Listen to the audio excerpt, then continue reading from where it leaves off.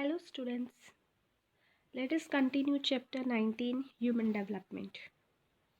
Today we are going to discuss challenges of human development. Important question asked, what are the challenges of human development?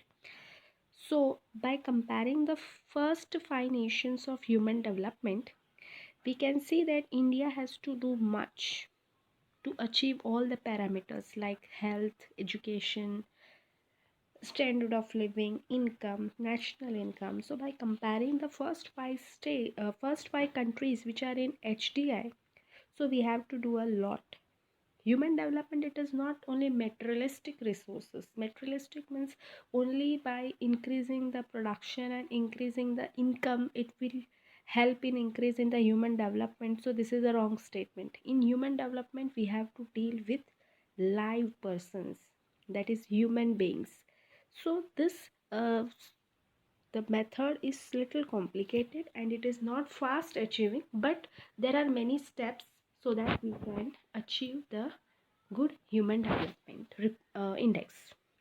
So challenges which come in human development progress, they are health, sex ratio, and women empowerment. So these are the three criteria on basis we have to work hard so that we can achieve the highest human development index.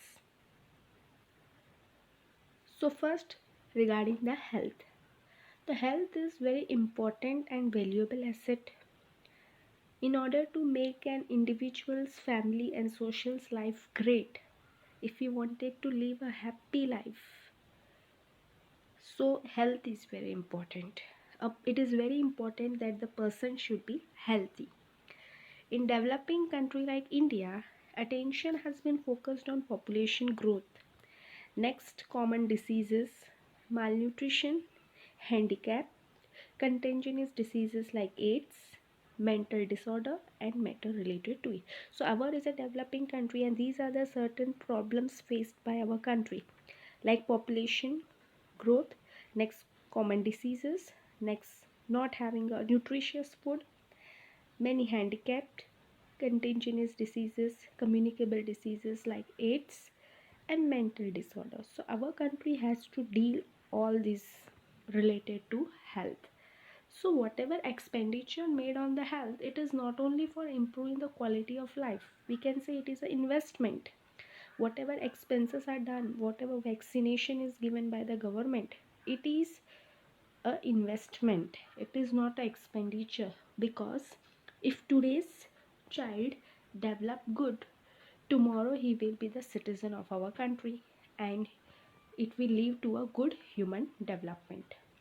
So India has to make a lot of progress in the field of health. So what are the progress made by India? So lot of improvement is done in child health. That's why we can see that the infant mortality rate has been reduced.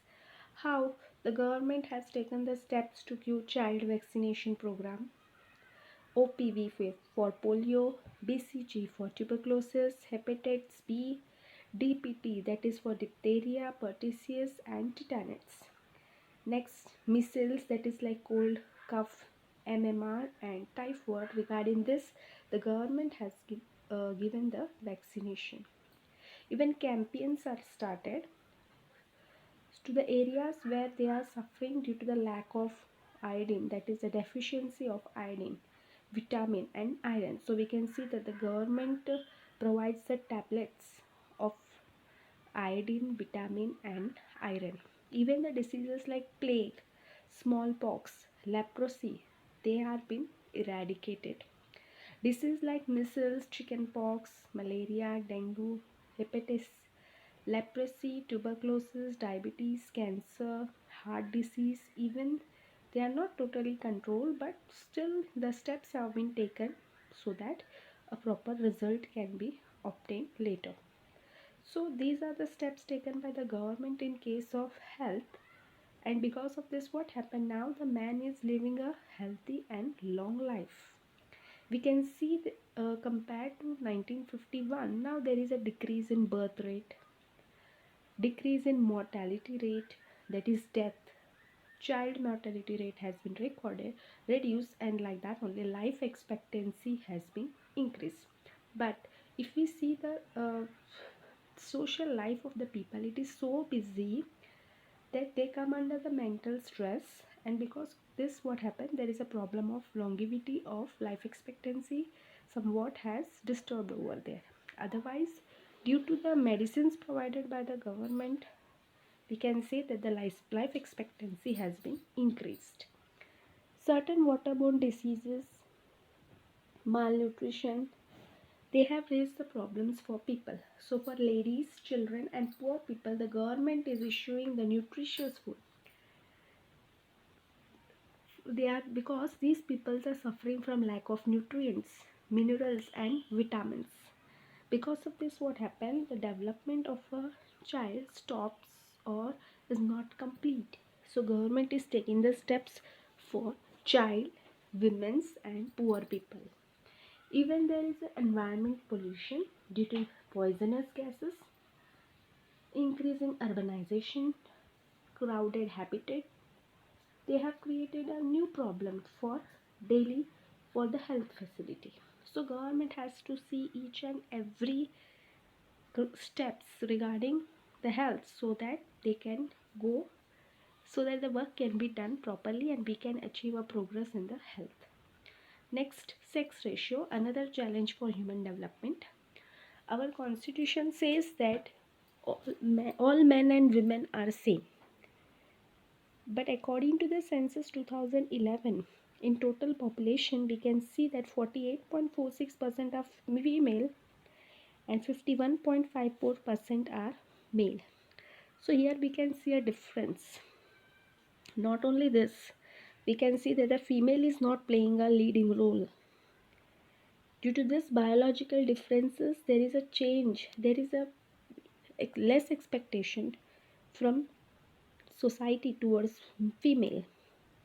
We can see that the development of male and female is different. Even today many families are not interested in girl child, because they feel that the girl, they are not continuing the generation. Even today in many families we can see that the women is engaged in household work, cooking or upbringing of children. They are not contributing towards the economic earning. Even they are not having a power for making decision in the family. Their health is not taken care. From childhood only they are discriminated in for clothes, games, for education, food, hangouts, to go outside, ethics and behavior. For everything there is a discrimination between male and female. Even the females become a victim of child marriage, parda system, dowry system, and many other social evils. Even they are forced to become a victim of child infanticide. They are given low respect.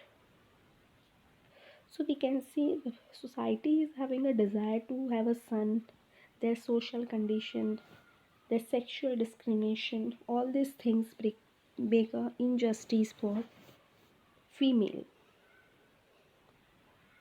If you see the statistical, in 2015, Human Development Index for female was 0.525, whereas for male was 0.661. Expected life expectancy, female is having high expectancy, that is high life expectancy compared to male. Longevity of female is more, that is 69.5, and for me it is 66.6. Expected school years, we can see for female it is 11.3, for male 11.8. Average school years 3.6 for female, for male 7.2. For per capita income, for female it is 2116, and for male it is more, that is 8656. Even in participation in labor, female is 27.0 and male is more, very more, that is 79.9. In the representation in parliament, the females are only contributed towards 12.2, whereas male is having 77.8. you can see a huge discrimination. In youth literacy, female are 74.4%, whereas male they are 88.4. So with this statistical analysis, it is clear that there is a huge injustice, discrimination towards the female. Generally, all the states they have male dominance only. More profit, more salary, it is given to male only. Even in parliament, we can see hardly it is 12.2%. So less proportion of female we can see in the parliament, Vidhan Sabha, senior officers, managing director, all the posts we can see that the females are having the less contribution. So because of this, in order to remove these indifferences, women empowerment has to be done. Then only a male and female can be equal. So women empowerment. Women empowerment means making progress towards the women. Women are the center of the whole development. In any country, economic empowerment is a main aspect. If we wanted to do women empowerment, so first of all, the women should be independent. And how the women can be independent? With the help of economic empowerment. If a woman is educated, we can see the whole house. A house will get educated, a society, and ultimately our nation will get educated. Because women is the center of all development. So our countries are taking many steps. From time to time now we can see for the post of Prime Minister, for the post of President, Chief Minister, women are given the post. Even many of the jobs like taxi driver to pilot, we can see here women participation is done. We can see nowadays the literature, journalist, in sports, in educator field, in actor, news channel, women are given the important role. Even women empowerment is increased in business and commerce. So still there is a lot of to be done, because at certain examples cannot say that 100% there is a development in women. Still a lot has to be done for them. So for that purpose, women welfare schemes are there. From 1980, many plans and programs are made for women development. So when was Women National Commission for Women set up? National Commission for Women was set up in 1992. National Policy for Empowerment of Women was set up by Department of Women and Child Development. So which are the programs? The programs are there to strength building for women, giving employment, income generation, welfare and supportive services. So UN has declared 1975 as Women's Year. 1975 year as Women's Year. It has also declared the decade from 1975 to 1985. This decade, 10 years, as a Women's Decade. 2002, this year was celebrated as Women's Empowerment Year. All the three lines are very, very important. 1975 as Women's Year, from 1975 to 85 Women's Decade, and 2002 was celebrated as Women's Empowerment Year. Thank you.